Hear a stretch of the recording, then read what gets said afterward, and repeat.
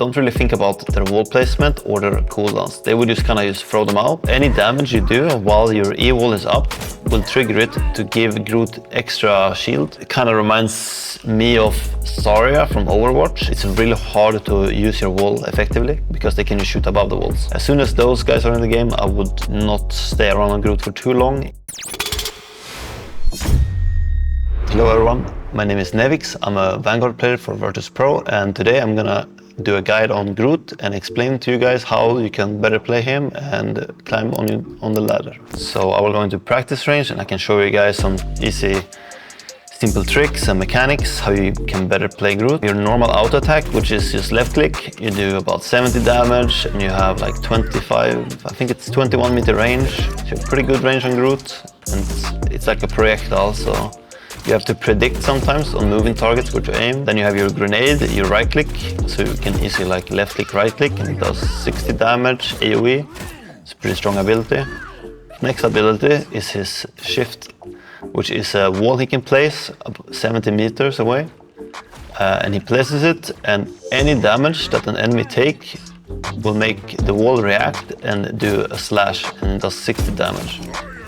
So this is really strong. You can combine it with your left click, right click, and do a lot of damage on one target and almost one shot him. And you can have 3 of these walls up at the same time, which makes it can make it really strong, because if you manage to get a lot of walls up around the enemy backline and then they walk in, they can easily all die really fast to some splash damage.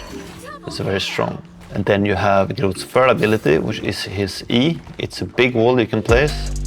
I think it has 800-ish HP. You usually use this wall to cut off enemy frontline from their backline to make them not be healed. It's a very strong ability. Also, any damage you do while your E wall is up will trigger it to give Groot extra shield. So you see this animation on the wall. Every time that happens, Groot is getting shield. So right, you see my HP right now is 1050, and normally it only goes to 850. So it's a 300 shield he can get from the wall. And all of this together makes him like a really strong frontliner. He can split up teams. And last, we have his ultimate. It kind of reminds me of Zarya from Overwatch. It is like a big AoE grab that pulls people in and keeps them in place while doing a lot of damage. It does like 80 right away as a splash, and then it ticks. And every tick will also help trigger your walls to do a lot of extra damage. So I could use my small wall, and then I ult them, and then my wall does a lot of damage because it keeps proccing the small walls. So that's like the basics of Groot's kit. And there's also some other mechanics, and you can do with your shift wall, for example. You can use your shift wall and you can place it as a ramp. You can build a tower, and you can also place 2 walls at the same time by dragging. So for example, if you need to get in a high ground, you could help your whole team to get to the high ground by placing a ramp that everyone could walk on. So like here, I can build a staircase next to the staircase just to show you guys. You can also place a third wall, but you have to wait for the cooldowns. Groot has a special melee attack. It's not too impressive or too crazy, but he has a 3 melee combo. He swings from the left, the right, and then from the middle, and the middle swing boops enemies away. So it's like a little thing. It's not that good because the third melee hit has like a longer animation. So what Groot players usually do is that they try to melee weave with their left clicks. So they will left click melee, left click melee. It's a little bit extra DPS because of the time to shoot with your left click. So it's something you can do when you're really close to enemies. Let's say you're fighting Strange or Magneto, and they're holding their shield up. You can't damage them through the shield, right? But you can melee through. And if you do that, you can also trigger the wall behind them to do 60 extra damage every time you melee. That's a nice combo. When you use your Groot ultimate, the enemy supports will use their defensive ultimate to stay alive. So usually you want to combo your Groot ultimate with like a Namor ult or Moon Knight ult or something like that, to make sure that you can kill the whole enemy team or everyone that you caught in your ults. You can kill them through the defensive ults as well. And also then you have the counters to Groot. Groot is strong as long as he can wall people off. So he wants people to be in front of him on the same elevation. Because as soon as someone is above you, it's really hard to use your wall effectively because they can just shoot above the walls. You could place your E-wall pretty easily on a high ground to block it off, but most of the time it's hard to use like your damage wall and other walls effectively when the enemies are on high ground. So the best counter is characters that can fly, or characters that break the walls very fast, or kind of off-anglers. But Groot generally makes it way harder for the enemy team to play front to back with their supports and tanks, because he will just split them up, and with the help of his team he usually kills the enemy vanguards during the time his walls are up. For combos, you can kind of use his ultimate with any character in the game. You could combo his ultimate with Venom. Anything that's like an AoE ult does a lot of damage. He's really good at combo with. He usually just needs the combos to finish off people that are in their own team's support ults, because by himself he can kill like any 250 to 300 HP character by himself really quickly using his ultimate. So you have a bunch of squishy enemies in front of you.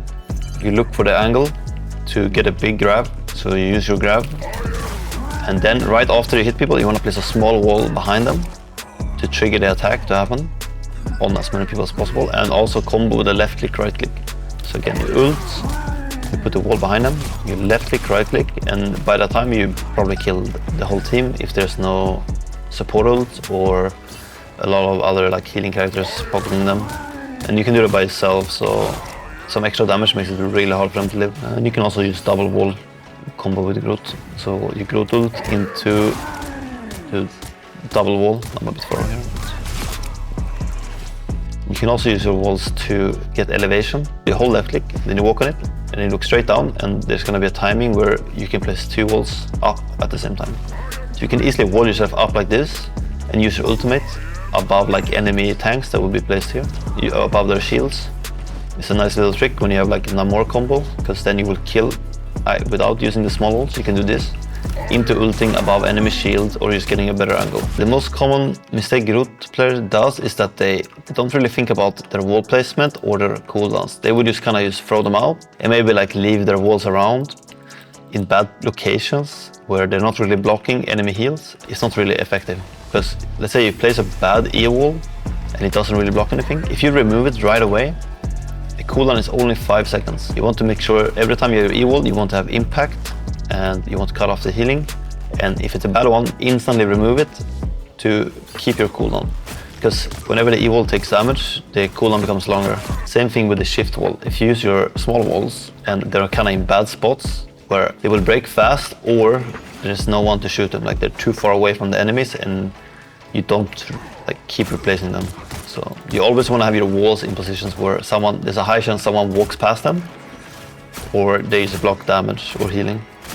Groot is kind of a complex character. I wouldn't say he's very easy, because he can get countered by quite a bit, and you also need to be really good with timings and positioning, because you can play, if you play against characters like Bucky or Wolverine, they will easily punish a bad Groot player, and it makes it really hard to play Groot. It takes a lot of time and practice to run Groot into Wolverine and not just like really feed a lot. You need to be really aware of his positioning and your positioning and where you're allowed to play in those bad matchups. He has really good matchups against most of the tanks and a lot of the DPS characters, and he's really annoying for the enemy backline. So I would say Groot is like best tank carry in the game if he played well, if there is no counters like Bucky or Wolverine. As soon as those guys are in the game, I would not stay around on Groot for too long if I'm not getting any impact. Usually want Groot against double shield, against a thing, a Venom sometimes, but if you play against Venom you need to know what your role in the game. If you play against Venom you need to make sure that